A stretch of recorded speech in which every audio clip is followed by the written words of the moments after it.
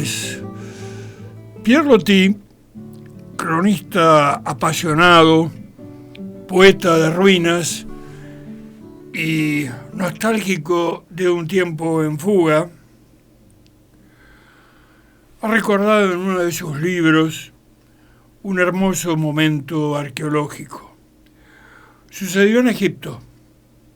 Resultó algo así como un eco del misterio, una respuesta de la eternidad. Al levantar la losa de un sepulcro, la huella de un pie humano apareció impresa en la arena. Era la señal dejada por la persona que clausuró la tumba 3000 años atrás. La irrealidad suele hablar a menudo a través de esa apelación a lo ignoto que es la arqueología. Si en verdad has visto eso, ya no eres un hombre, dice uno de los personajes de la Città Morta de Gabriele D'Annunzio a uno de los descubridores del sepulcro de los Atrídas. El ojo que contempla la revelación súbita transfigura verdaderamente al curioso, porque es nada menos que una entrevista con Agamenón, el rey de hombres y la profetisa. Esa cita solamente puede hacerse verdaderamente en el infinito. Pero es en el verano de 1906, lejos de los tiempos clásicos, pero también de las comodidades de la civilización, que comenzaron trabajos de exhumación de la metrópoli prehistórica de La Palla. Un intervalo de los siglos dentro del tiempo argentino, ubicado sobre el caudaloso, en época estival, río Calchaquí. Por su orilla viajaron Diego de Almagro probablemente y Francisco de Rojas con seguridad cuando iban en procura de Arauco y el Tucumán. Hacía 400 años, cuanto menos, que la vida de aquellas poblaciones se había detenido en los montes. Al excavar los recintos descubiertos, surgieron los sepulcros.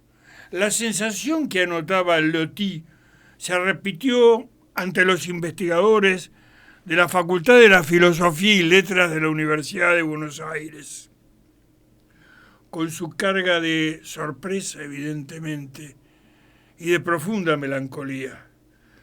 Los restos de un guerrero, enterrado hace siglos, aparecieron con sus arneses de combate ante su vista, y todas las ruinas que se erguían sobre aquella desolación mostraban la traza de una vida que se agitó confusa en esos rincones hace centenares de años y desapareció luego para hundirse en la sombra, olvidada y sepulta como los guerreros que albergaba en su seno con su épica muerta y la tragedia de su olvido florecida.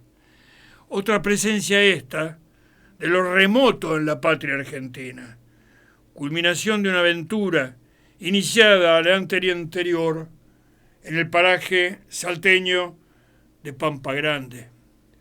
Porque fue en la época y en la década del 80 cuando Samuel Lafone Quevedo visita y describe las ruinas de Fuerte Quemado, cerca de Santa María, en Catamarca, que es cuando comienza el interés por la indagación del remoto pasado argentino.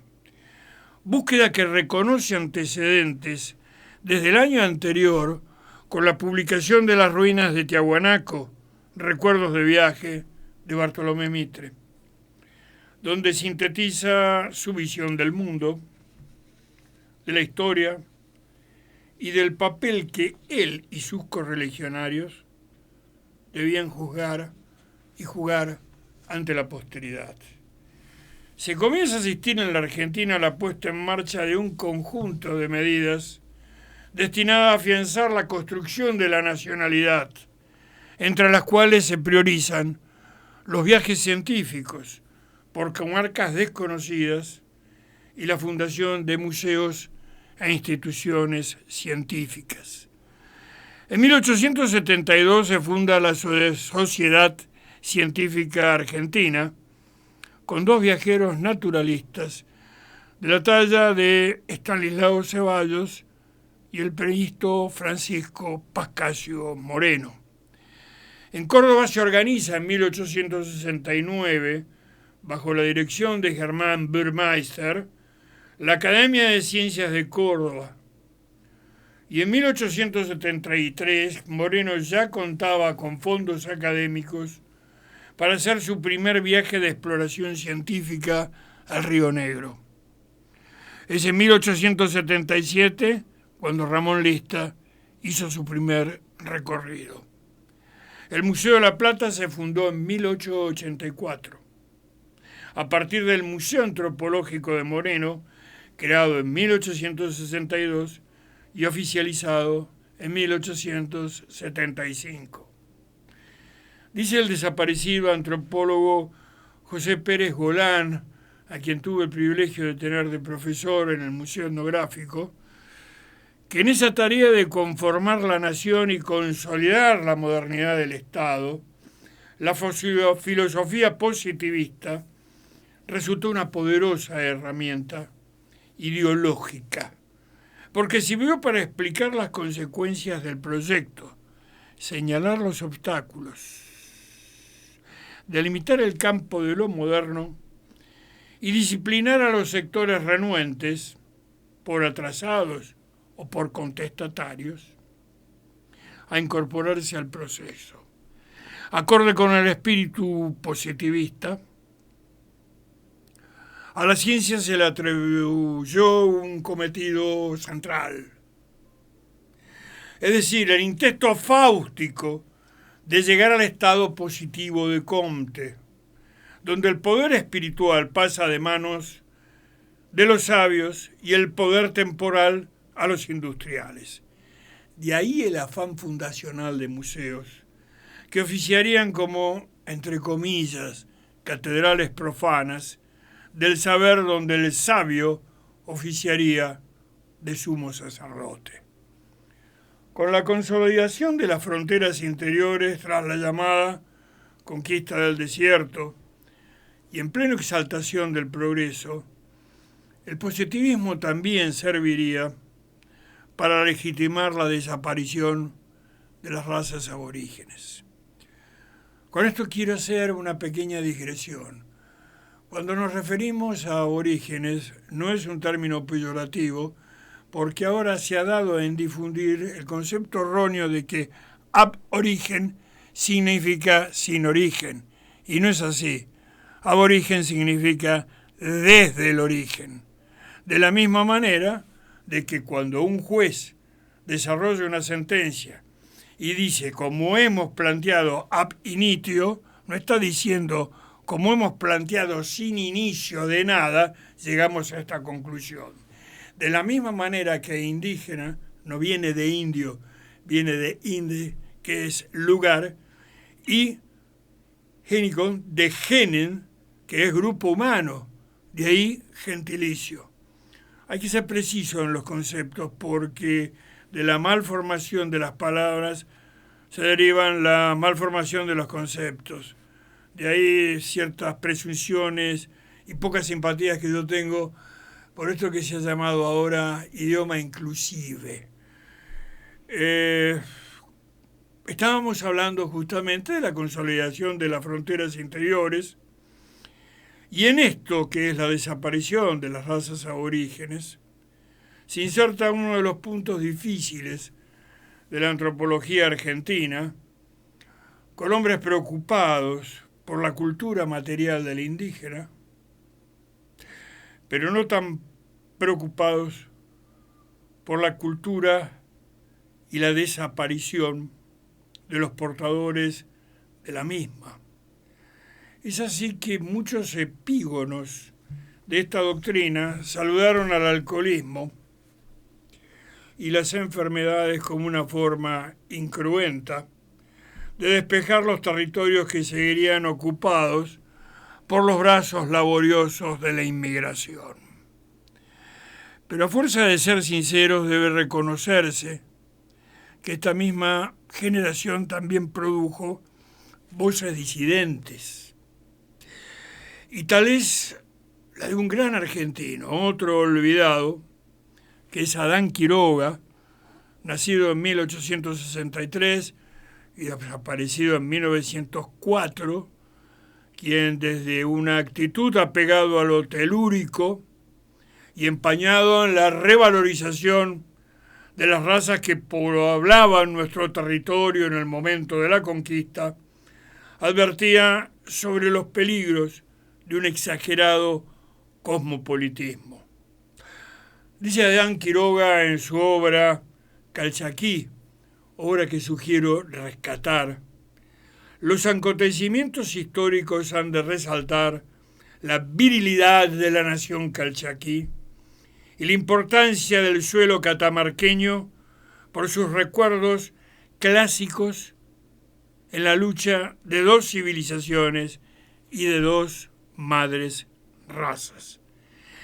Y agrega que apartar al indio de la historia es desdeñar nuestra tradición, renegar de nuestro nombre de americanos. Esto se dijo en pleno proceso universal del evolucionismo lineal darwinista. En este marco y tal vez en el mismo anhelo de preservar nuestro pasado, un joven naturalista entrerriano, discípulo de don Pedro Scalabrini, se propone enterrar la pala para sentir la fragancia de América, de la misma manera que en los puertos de la vieja España los navegantes hundían sus manos en los sacos de cacao y café para recordar los aromas de la tierra firme de la mar Océana. Es en 1908 que un hombre vigoroso y con semblante de sabio, que ustedes ya habrán advertido en las ilustraciones, cuyos ojos refulgían como carbones encendidos, descendió de la quebrada anunciando a viva voz: ¡Nelly, Nelly! ¡Es Troya! ¡Es Troya! Colocó a su pequeño hijo y a su mujer en las ancas de una mula valla y, como la Sagrada Familia de los retablos medievales, ascendió hacia el morro de Tilcara.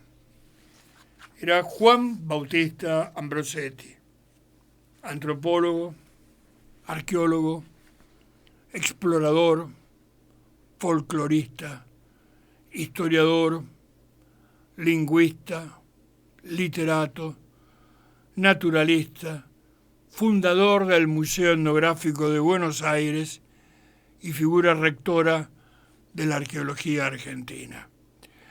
Había realizado el formal descubrimiento del Pucará de Tilcara, la más importante reliquia prehispánica del noroeste argentino. Y fue tal vez esta envergadura colosal como representante de las ciencias del hombre la que ocultó sus comienzos como naturalista en su Entre Ríos natal. Nuestros primeros sabios fueron lo que podríamos llamar ahora hombres del Renacimiento, porque ningún campo del conocimiento les era ajeno o provocaba algún tipo de desdén. Basta decir que el gran Leopoldo Lugones, mientras honraba las letras argentinas, se ganaba la vida como profesor de físico-química y matemáticas. Einstein declaró que don Leopoldo Lugones fue uno de los primeros en comprender su teoría de la relatividad. De la misma manera, tanto Ambrosetti como Holberg, Ameghino, Moreno y otros escrutaban con la misma pasión y curiosidad un mineral, un sedimento, un fósil o un tiesto de alfarería, como lo describían con un rigor y estilo literario similar en sus libretas de campo. En Ambrosetti, el naturalista viajero dejó lugar al que yo llamo peregrino del pasado. Al igual que Moreno y Ameguino, en Tierra de Doctores no tenía título habilitante. Se le otorgó sí honoris causa el Consejo de la Facultad de Filosofía y Letras el 16 de noviembre de 1910, luego de una brillante actuación en el Congreso de Americanistas reunido en Buenos Aires cuando el centenario de la Revolución de Mayo. Más de 10 expediciones al norte y los yacimientos de Tafí del Valle, Pampa Grande, La Palla y Quildara respaldaban esta decisión. Ya Eric Baumann había sospechado a principios de siglo la presencia de yacimientos arqueológicos en la zona comprendida por las actuales provincias de Salta y Jujuy. En su indispensable Antiquité observó: estas montañas son hasta hoy absolutamente desconocidas desde el punto de vista arqueológico, y únicamente los indios han penetrado en esos laberintos de pequeñas quebradas escondidas entre las rocas. El noroeste argentino esperaba su Schliemann y el Pucará de Tilcara fue la Troya de Ambrosetti. Los comienzos de la producción bibliográfica de Ambrosetti estuvieron abocados a su temprano interés por el entorno natural de su terruño natal. Su primera publicación data de 1887. La descripción física y estadística de la provincia de Entre Ríos, editada por Cayetano Ripio en Paraná, donde en 23 páginas condensó interesantes informaciones sobre la forma de aquella provincia. A este trabajo le siguió observaciones sobre los reptiles fósiles oligocenos de los terrenos terciarios antiguos del Paraná. Todo un título, muy apropiado para la publicación que lo acogió, nada menos que el boletín de la Academia Nacional de Ciencia de Córdoba de 1890.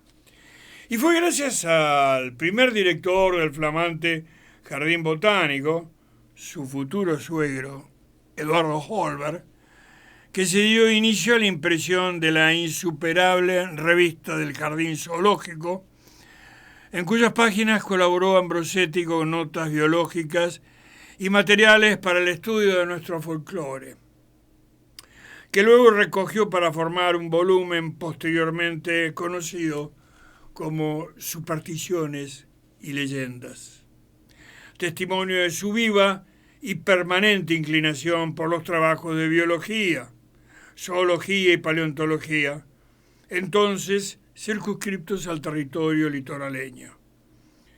Por un incendio en la imprenta se perdieron para siempre algunos trabajos de Ambrosetti, como ulteriormente desaparecería misteriosamente la biblioteca del Jardín Zoológico, merced a los avatares de una cuestionada y sospechosa privatización en tiempos no muy lejanos, a cargo de un conductor televisivo de las polémicas en el bar y programas supuestamente cómicos, amigo del entonces presidente de la Nación, pero no voy a meterme en ese terreno. No tardaron en llegar los viajes. El marco del gabinete y las redacciones eran demasiado estrechas para el enérgico entusiasmo de este naturalista precoz. Y el primero fue en 1890, por Río Grande do Sul y Alto Uruguay. Su relación figura en la revista del Museo de la Ciudad de La Plata. El segundo también por el nordeste, se realizó en 1892 por pedido expreso de Francisco Pascasio Moreno, y el relato de la expedición al siguiente año fue escuchado por los asistentes a una brillante conferencia en el Teatro Nacional, al conmemorarse el 22º aniversario de la fundación de la Sociedad Científica Argentina. Fue la primera que, con proyecciones luminosas, se dio en el país y fue reproducido con términos encomiásticos en el diario La Tribuna, dirigido entonces nada menos que por Mariano de Bedia.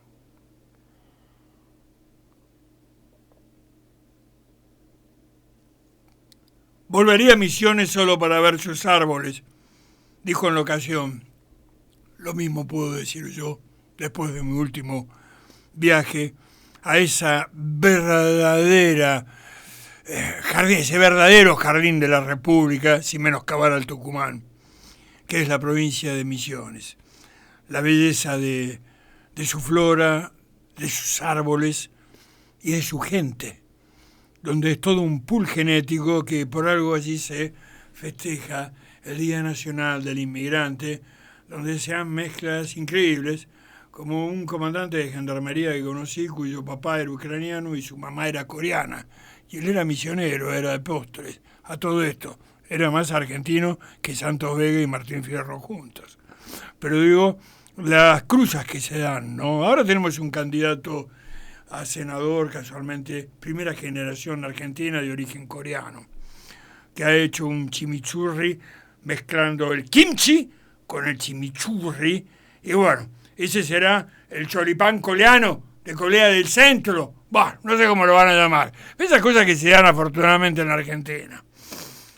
Ambrosetti también era producto de todas estas cruzas. Pero está que se casó con una hija de alemanes, Holberg, que eran descendientes nada menos del teniente coronel artillero que acompañó a San Martín y que posteriormente era conocido como Olenberg, pueblo gaucho, pobre Holberg, no le salía. Y Holberg terminó diciendo, ¿y usted cómo se llama? Yo me llamo Olenberg, como le decían los criollos. Bueno, el producto de ambos fue un joven naturalista también, que falleció muy temprano de cáncer y al cual nos referimos el viernes pasado en nuestro programa radial, también los amigos, la amistad de este joven Ambrosetti, el hijo de Juan Bautista, con Frers, uno de los antecesores de toda esta familia de náuticos, ¿no? De especialistas en construcción de barcos. Volviendo a que él volvería a las Misiones por ver sus árboles, volvió por tercera vez Ambrosetti en 1894 con el apoyo del Instituto Geográfico Argentino. Y en este viaje, que completa las observaciones de los dos anteriores, se puede observar no solamente la profundidad de sus observaciones, sino también su placentero estilo literario, salpicado por vivísimas anécdotas de viaje. Un viaje a la Pampa Central y otro a la Puna de Atacama coronan el ciclo de naturalista viajero de la vida de Ambrosetti, del observador agudo de todos los fenómenos de la naturaleza, pues de aquí en adelante sería la antropología la senda de su incansable trajinar. Ambrosetti murió prematuramente en 1917. Su discípulo de Benedetti, al frente del Museo Etnográfico, recogió su herencia científica y prosiguió su labor. Su obra arqueológica, señalada por más de 20 expediciones y algunos libros ilustrativos, resultó vasta y fecunda. En Tilcara prosiguió los trabajos de Ambrosetti e inició las tareas de reconstrucción del Pucará. Pucará significa fortaleza en quechua. En nuevas y sucesivas excavaciones encontró diversidad de material de prueba como vasos peruanos, cabezas trofeo, alguna máscara de oro, tabletas con tallas zoomorfas, para la ingestión de alucinógenos, cornetas de hueso, cascabeles de nuez, discos de cobre y vasos finos con decoración reticulada, que era testimonio de una civilización autóctona, vitalizada con influencias incaicas del altiplano y salteñas. Ayudado por Eduardo Casanova, realizó estudios estratigráficos investigando en profundidad el monte. Luego se entregó a la labor reconstructora, que es quizá la más difícil. Un pequeño monolito que existe actualmente, emplazado en la cima del Morro, recuerda al naturalista antropólogo y a su discípulo arqueólogo. Dice así: la provincia de Jujuy y la Comisión de Homenaje a los Arqueólogos Juan Bautista Ambrosetti, 1865-1917, y Salvador de Benedetti, 1861-1930, de entre las cenizas milenarias de un pueblo muerto, exhumaron las culturas de nuestros aborígenes, dando eco al silencio. El Museo Etnográfico, la cátedra y el libro resumieron su obra. Sus nombres viven en el extranjero y en su patria se los respeta. Muchas gracias.